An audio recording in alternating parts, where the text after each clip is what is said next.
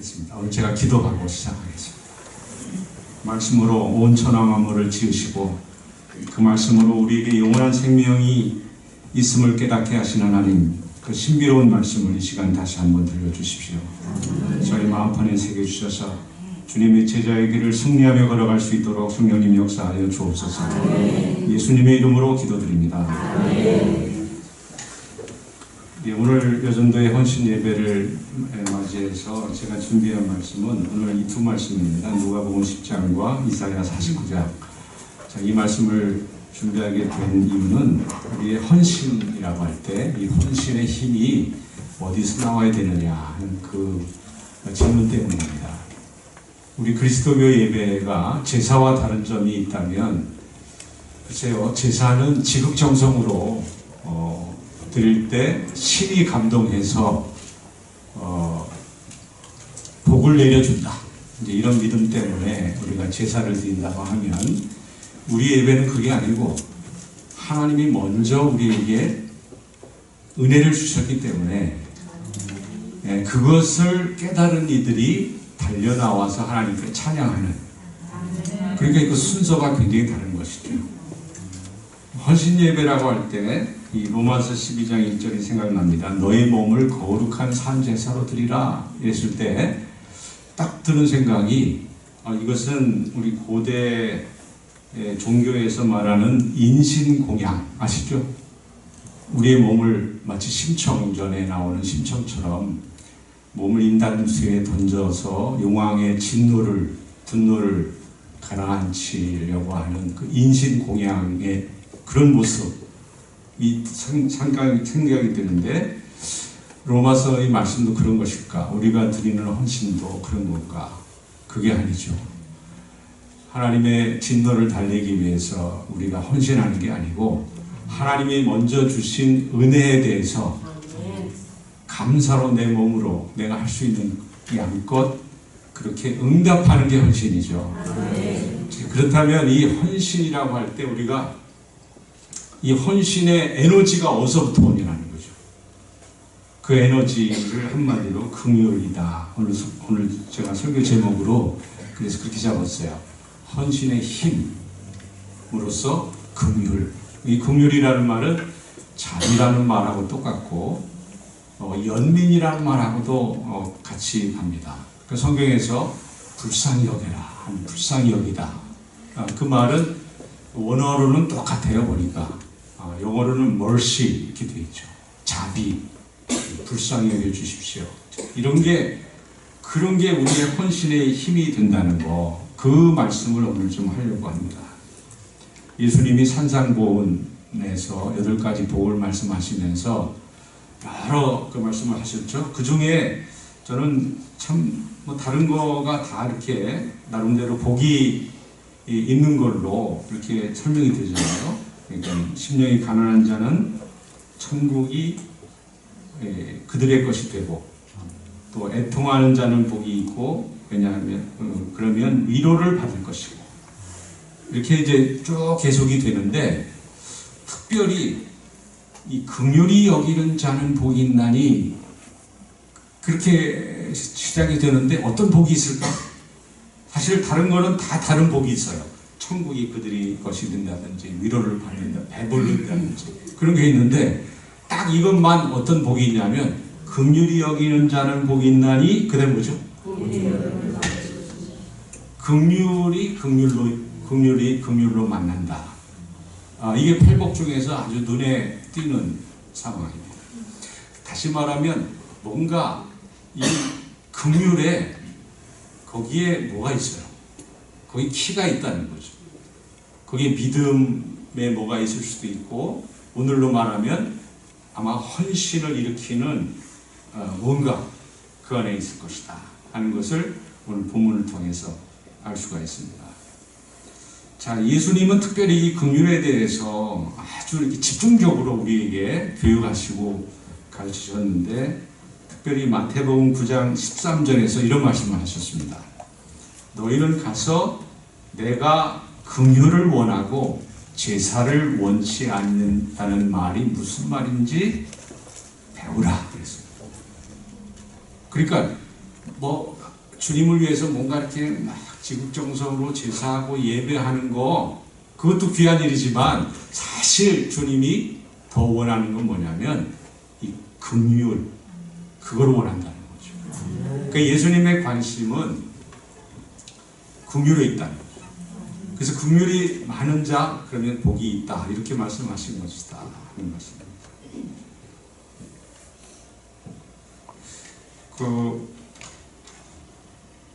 우리 한국에, 저는 이제 박경리 뭐라고 그러나요? 소설가라고 해야 되죠. 박경리 소설가의 인터뷰를 한번 본 적이 있어요. 그분은 언론 인터뷰를 안 하기로 유명한 분인데 80 넘어서 그 후배들과 특히 그 통영에 사는 이제 통영 분이잖아요. 거기는 고향 분들이 막 설득해서 그런지 한번 인터뷰하는 게 있었어요. 여러분도 유튜브에 보면 나와 있어요. 긴 유튜브인데 거기에 박경리 소설가가 거의 처음으로 한 인터뷰였어요. 그분이 이제 제가 생각할 때는 한국의 톨스토이죠. 한국의 톨스토이. 토지라는 소설은 그야말로 너무너무 방대한 거죠. 한 24년인가 걸쳐 쓴 거고, 놀라운 거는 거기에 등장하는 인물이 600명이래요.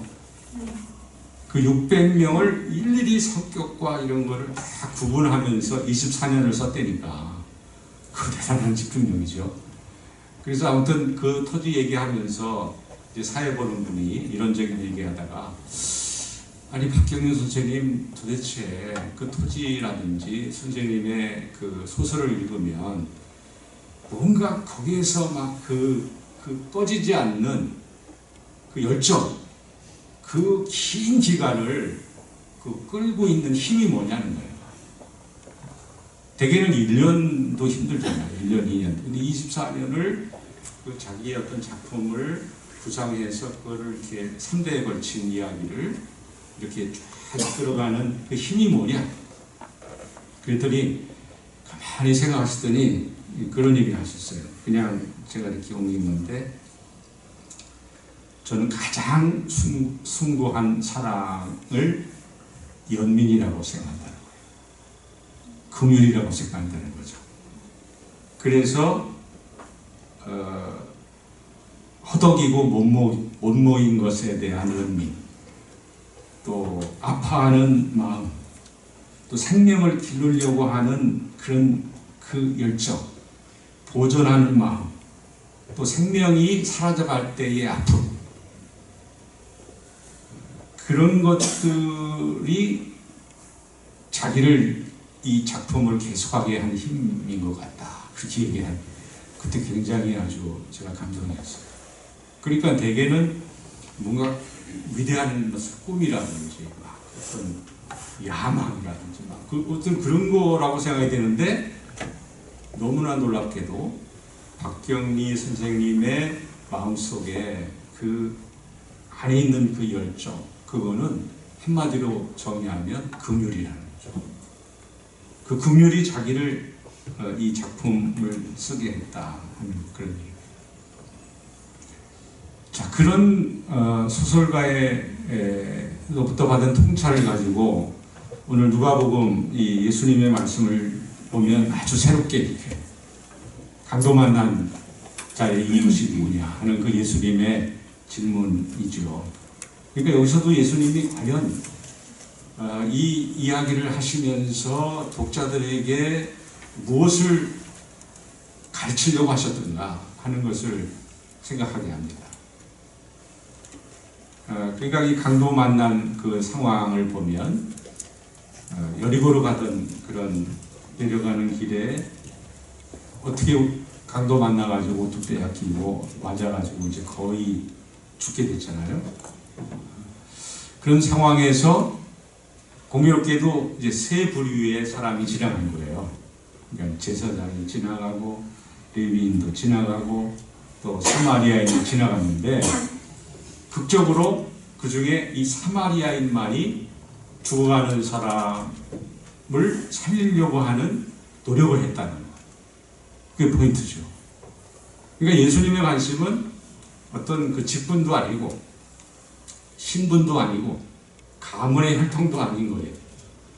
그 죽어가는 생명을 살리려고 하는 그 마음, 그거를 오늘 성경은 뭐라 그랬냐면 딱 그 33절이죠. 10장 33절에 보니까 어떤 사마리아 사람은 여행하는 중 거기에 이르러 그를 보고 불쌍히 여겨. 딱 이 불쌍히 여겨 딱 컴패션, mercy라고 하는 그 단어에 이 모든 이야기가 집중이 되어 있는 거죠. 그 불쌍히 여김으로 말미암아서 그 한 생명이 살게 된다. 이게 그 이야기의 줄거리, 요약입니다. 자, 이것은 우리 이 관점으로 성경에 우리가 알고 있는 이야기들을 쭉 살펴보면 마치 이렇게 이 긍휼이라는 거가 이렇게 마스터 키처럼 모든 이야기가 새롭게 열리는 걸 알 수가 있어요. 정말 구약에서 아마 대표적으로 가장 그 극적인 이야기 하나를 꼽으라면 그 모세의 이야기인데, 그 모세 이야기의 스토리가 어떻게 전개되는 건 아시잖아요.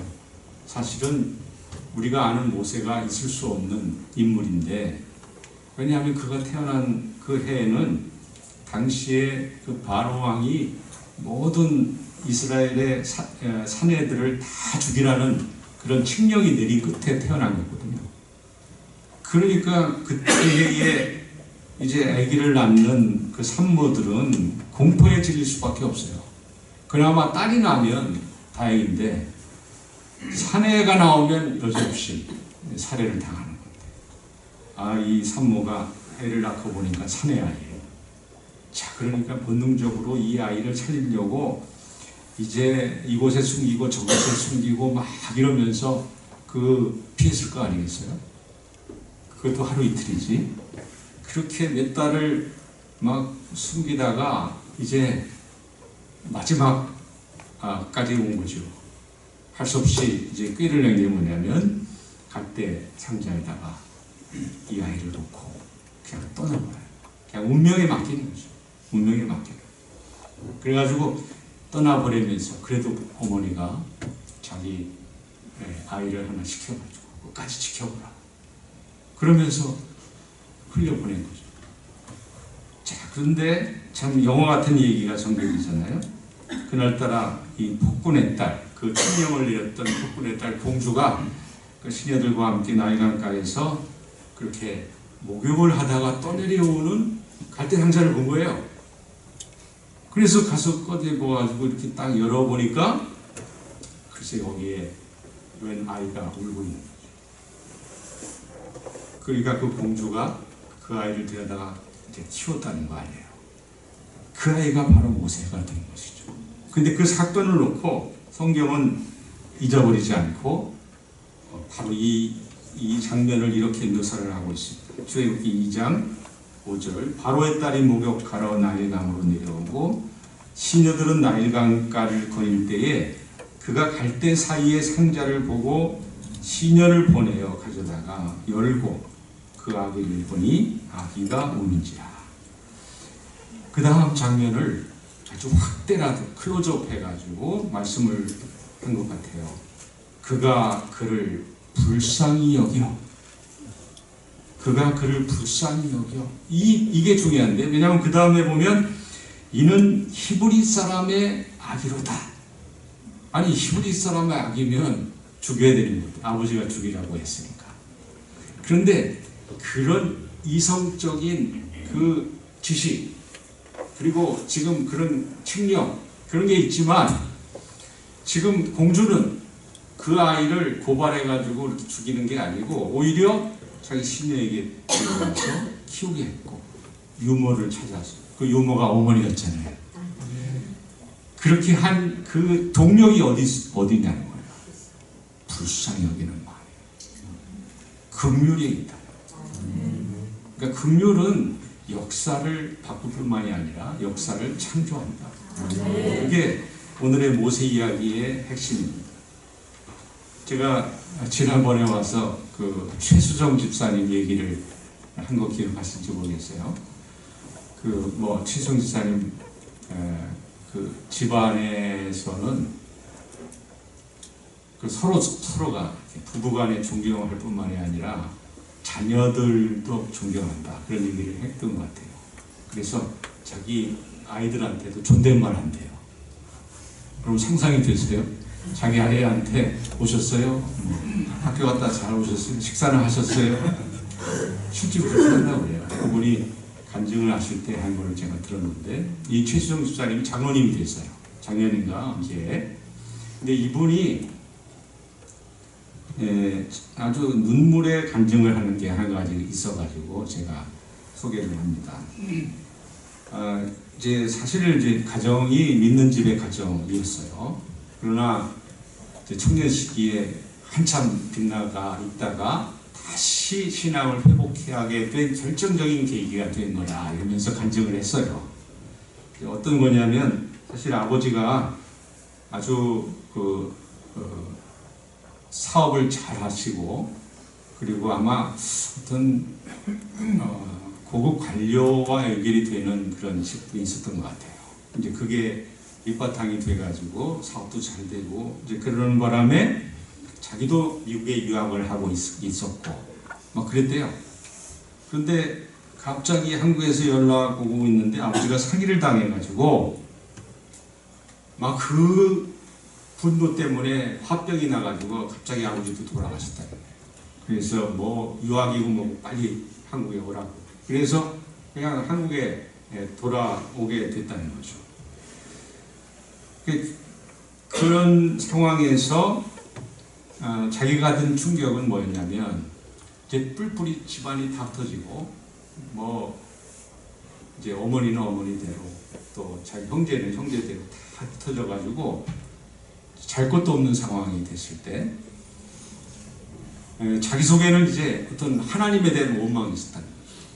왜냐하면 자기 가정은 크리스찬 가정이었고 착실한 신앙생활을 잘 하고 모험적인 가정이었는데, 아니 이런 가정을 하나님이 어떻게 이렇게 매몰차게, 뭐 웬만한 가정이 뭐 이런 오늘날 이런 가정이 없을 만한 그런 아주 가정으로 만들었나 하는 것 때문에 막 화가 차 있었고, 이제 그런 상황이어서 있는데, 허구한 날 밥 한 끼를 못 먹으면서 잘 곳이 없어가지고 허구한 날 길거리에서 잠을 자는 게 다반사였대요. 어느 하루는 반포 고속터미널 아시죠? 그 건너편에 벤치가 있나 봐요. 거기서 이제 잠을 자는데, 이렇게 잠을 자고 있는데 그 앞에서 이제 잠을 자는 이제 홈리스죠. 그러니까 이제 그 홈리스 한 분이 이렇게 자기를 쳐다보더니 갑자기 신문지 한 장을 확 던져주더래요. 어이, 이거 덮고 자. 새벽이면 추울 텐데. 그러면서 신문지 한 장을 탁 던져주더래요.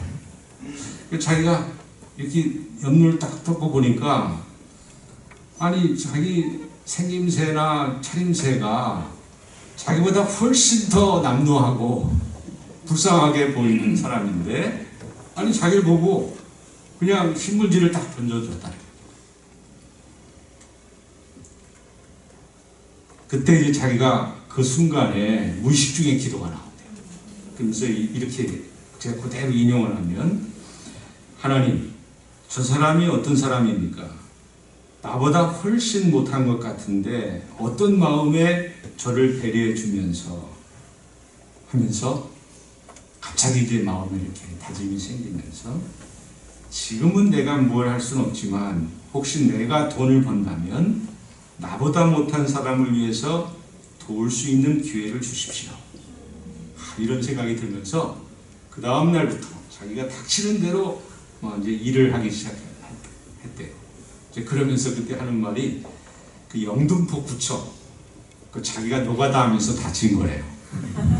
그런 간증을 하는 걸 들었습니다. 제가 그거를 이제 들으면서 누군가로부터 이렇게 불쌍히 여김을 받는다는 거는 희망을 주는 거구나. 그러니까 긍휼이라고 하는 것은 희망을 일궈내는 힘이 있구나, 이런 것을 느꼈어요.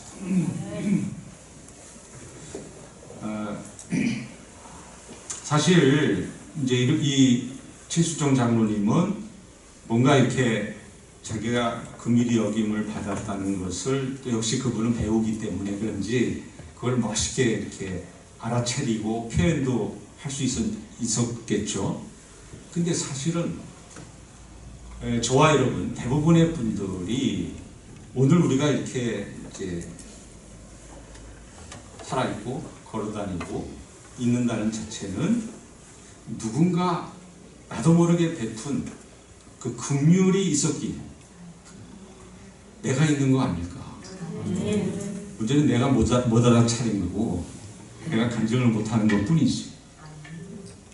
그러니까 우리가 좀 철이 들면, 좀 성숙해지면, 신앙이 깊어지면 알 수 있었을 것은 그냥 뭐 당연한 걸로 그냥 지났기 때문에 마치 나는 긍휼히 여김을 받지 못한 사람처럼 그렇게 살아온 것은 아닌가. 오늘 내가 이렇게 건강한 거, 내가 그나마 이만한 행복과 기쁨을 갖는 거, 이거는 누군가 부모님이 될 수도 있고 내 선생님이 될 수도 있고 내 형제가 될 수도 있고 내 이웃이 베푼 나도 모르는 그 긍휼의 힘 때문에 오늘의 내가 있는 것은 아닌가. 사실 이 긍휼의 그 소스는 하나님께 속해 있습니다. 그래서 오늘 시편 기자들이 오늘 우리에게 이사야에서 우리에게 일깨워주는 것이 그거죠. 이 땅에 우리가 살맛나는, 이 정도 살맛나는 것은 우리가 그만한 불쌍히 여김을 받기 때문인데 이 긍휼이 도대체 소스가 어디냐, 근원이 어디냐, 이거를 이사야 오늘 49장 선지자가 우리에게 알려주십니다. 그러면서 하늘이여, 땅이여, 또 산이여, 깨달으라. 하나님은 긍휼히 여기시는 분이다. 그것을 지금 천지 만물을 향해서 그렇게 선포하는 거죠. 자, 이거를 여러분 그냥 산한테 얘기하는구나, 땅한테 얘기하는구나, 그렇게 알아두시면 안 되죠. 그런 사람이 있을까봐 성경에서 그렇잖아요.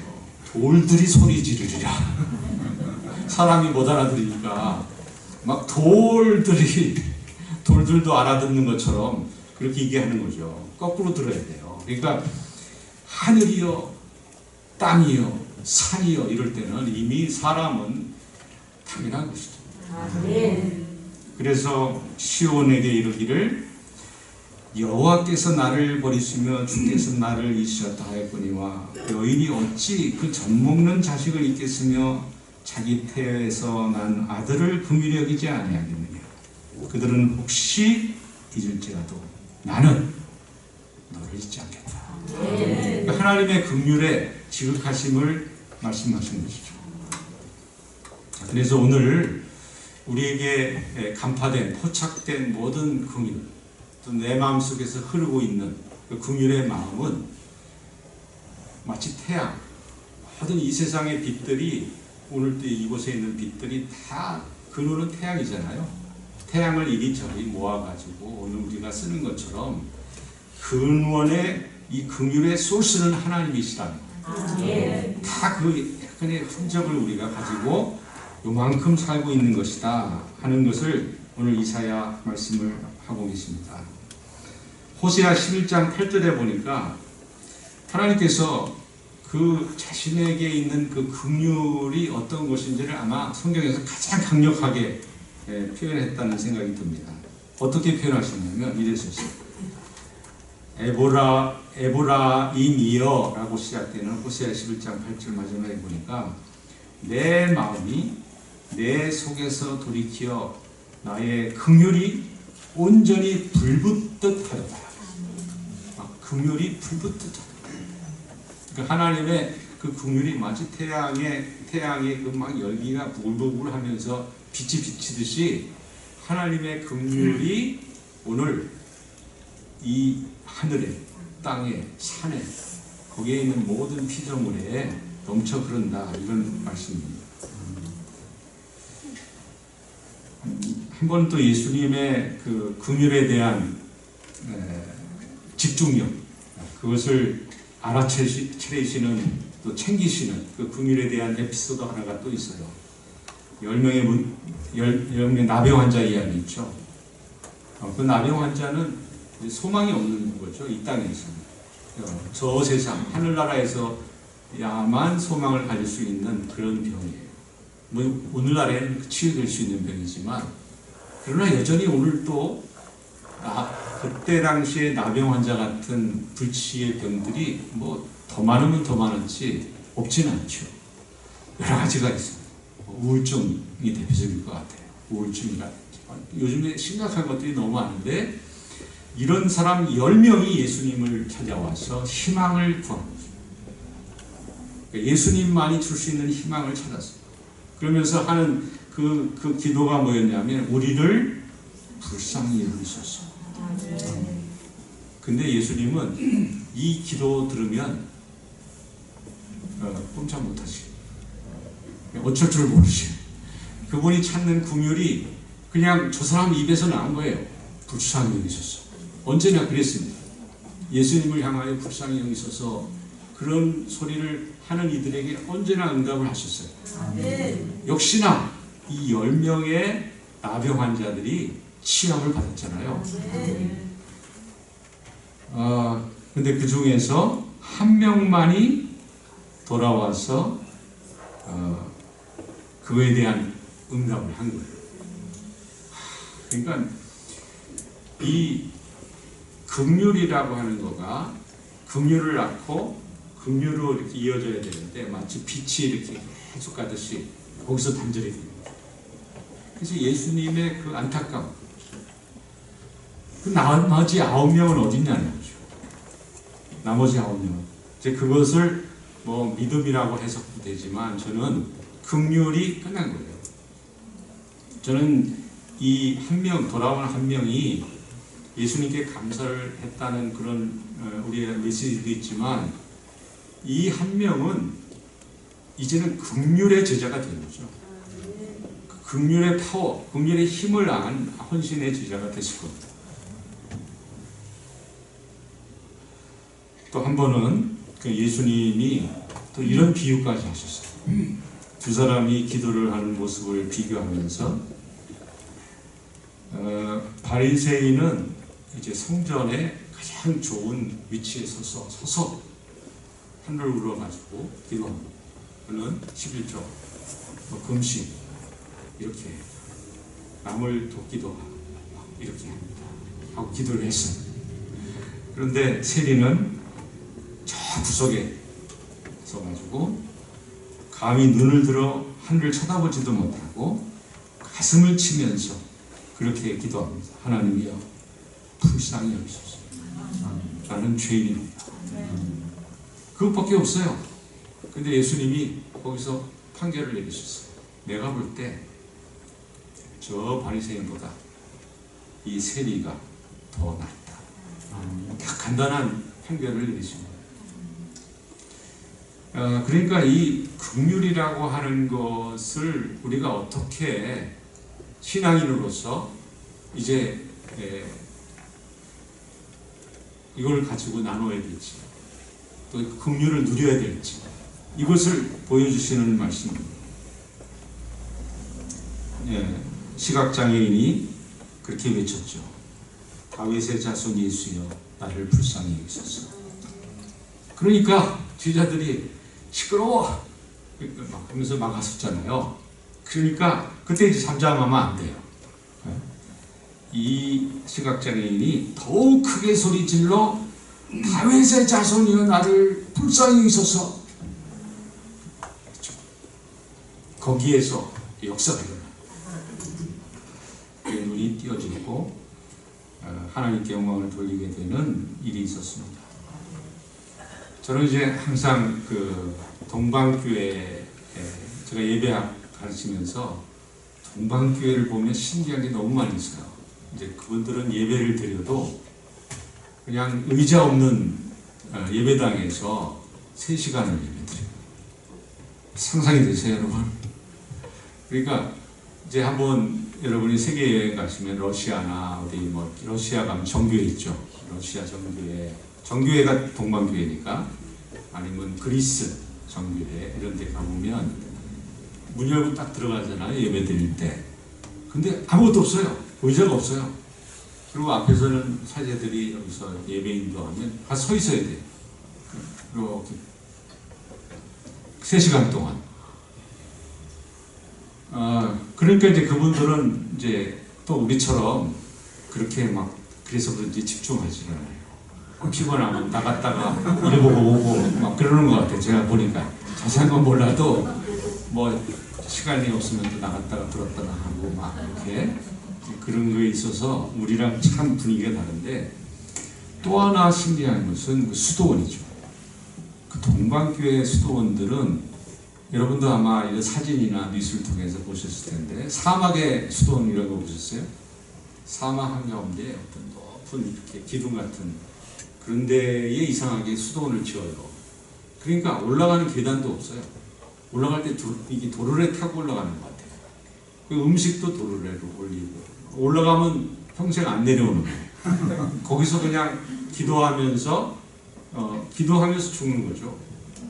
그게 동방교회 막 사막의 은둔자들 막 이런 전통이 초대교회부터 중세 있었어요.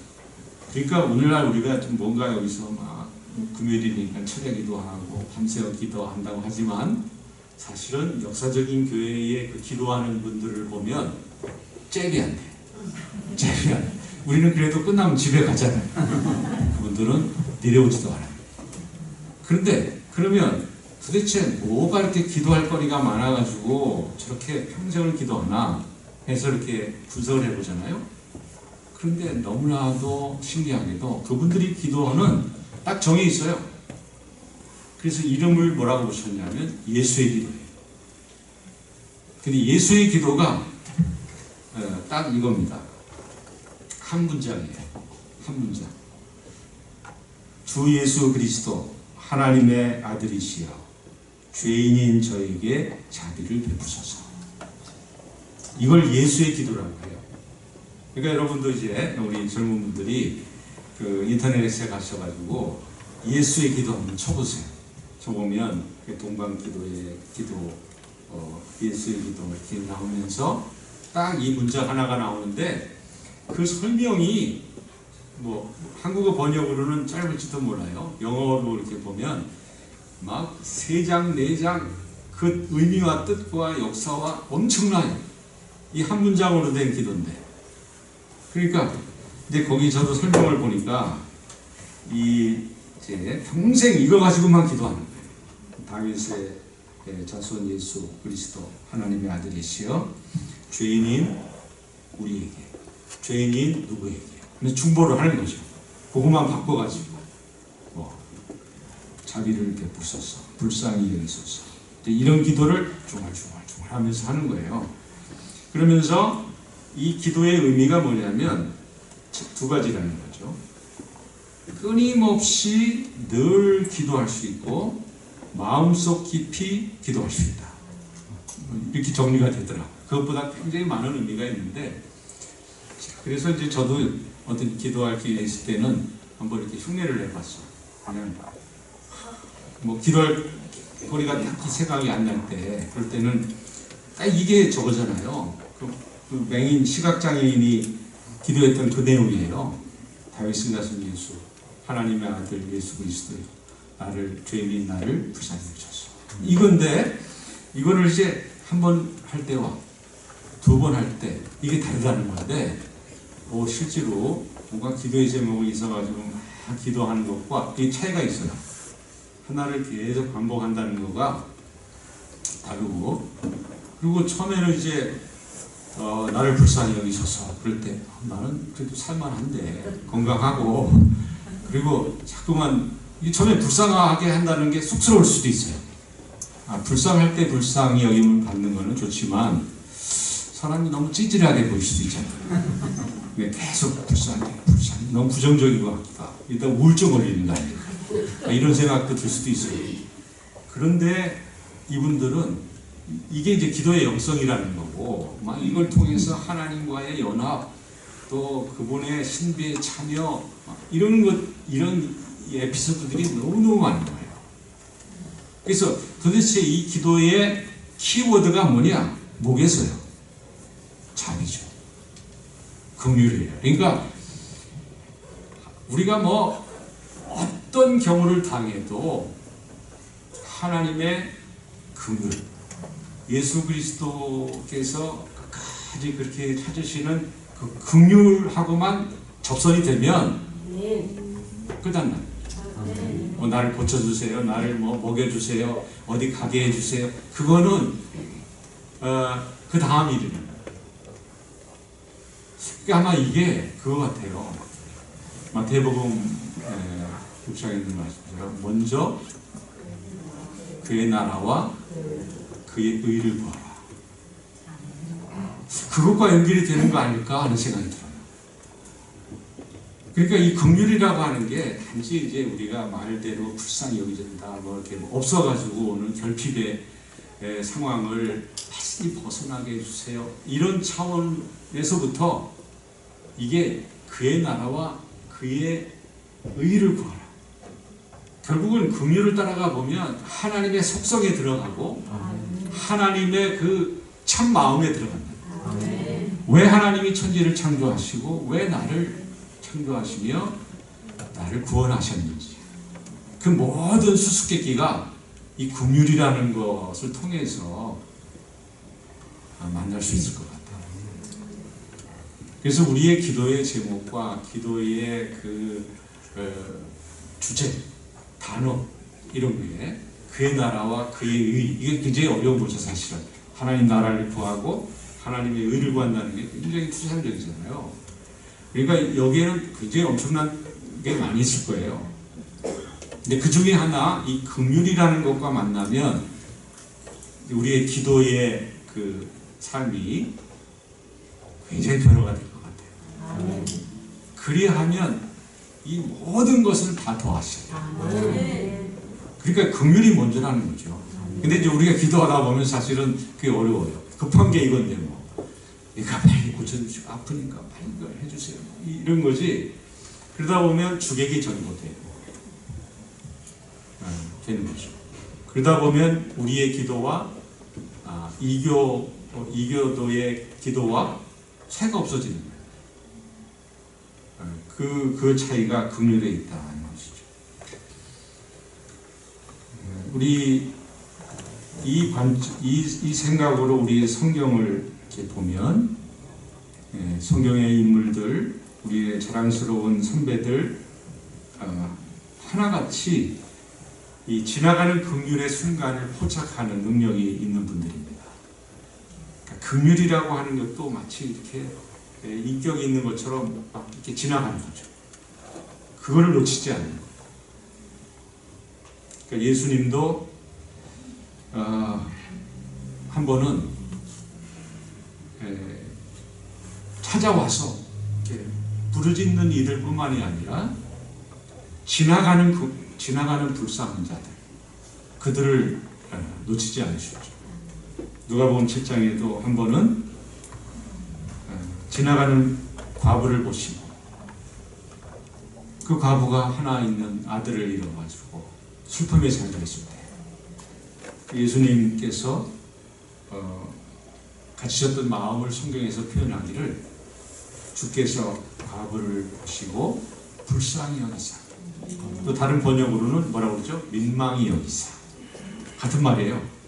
그러니까 예수님께서 불쌍히 여기시만 하면 끝나는 거죠. 이제 그걸 알기 때문에 아까 예수의 기도도 바로 그래서 있는 것이죠.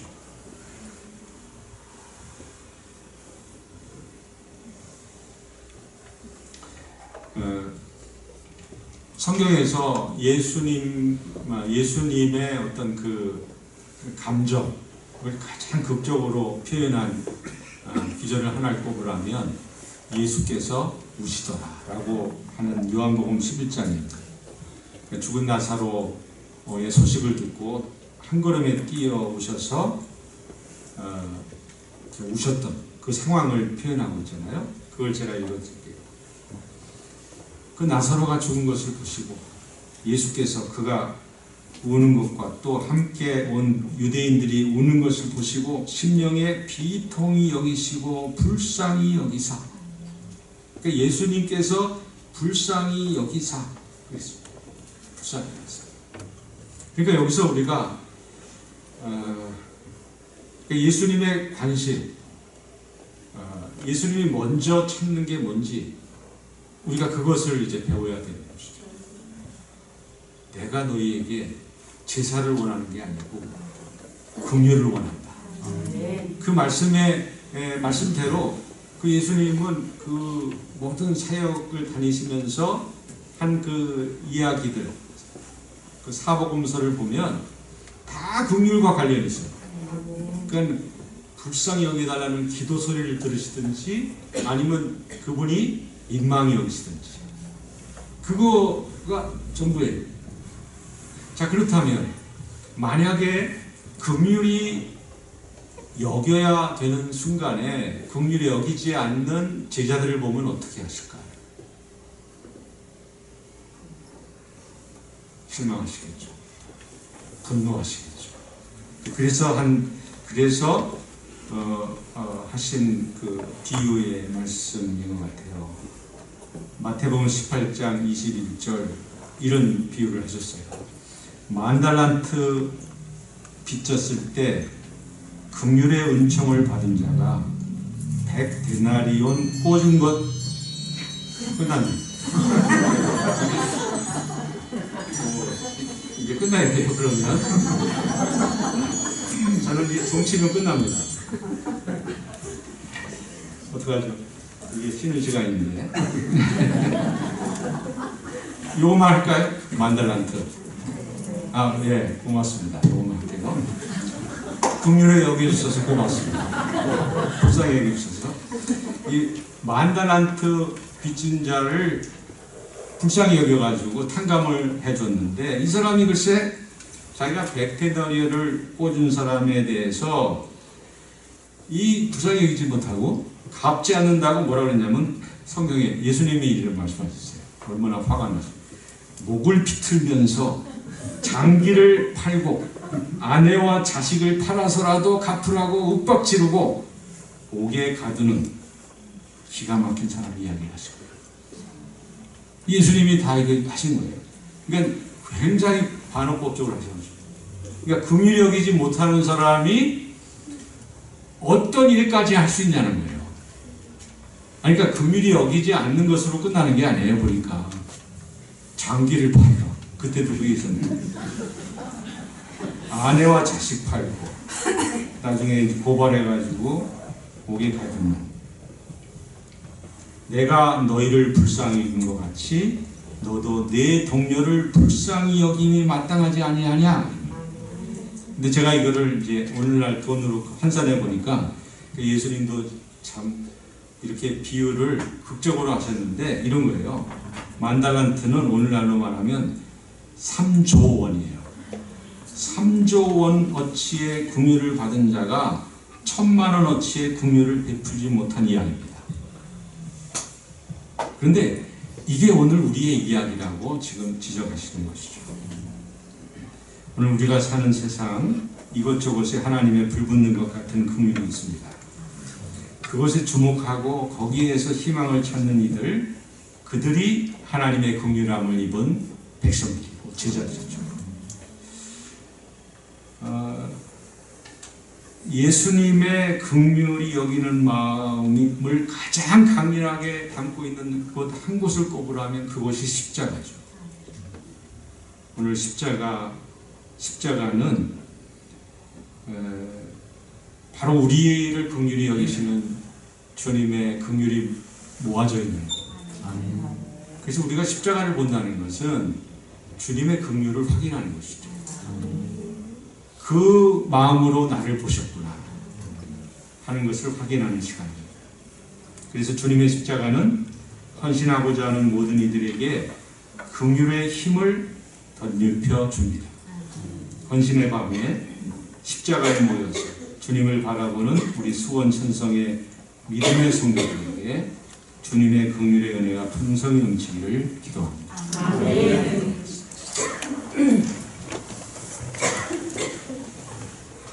우리를 젖먹이 자식을 대하듯이 우리를 잊지 않겠다고 말씀하시는 긍휼의 하나님, 오늘 십자가를 통해서 저희에게 다시 한번 확인시켜 주시는 그 긍휼의 힘을 저에게 허락하여 주셔서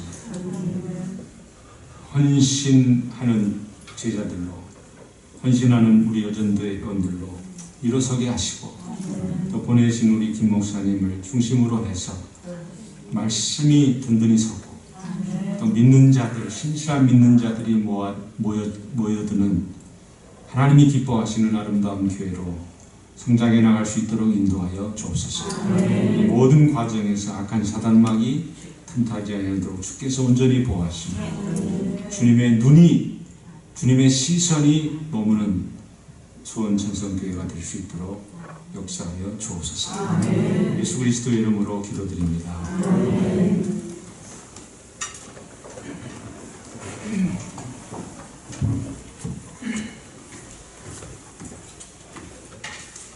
말씀에 큰 은혜 받으시면 좋겠습니다. 놀라야 될 것 같아요. 우리는 다 주님의 긍휼하심을 힘입은 사람들입니다. 주님의 긍휼을 힘입고 늘 주님 안에서 주님의 풍성한 긍휼 안에서 또한 긍휼을 베풀 수 있는 저와 우리 성도들 모두가 되시기를 간절히 축원합니다. 우리 기하신 목사님 나오셔서 축복기도 해주시고 축도하심으로 귀한 예배 마칩니다.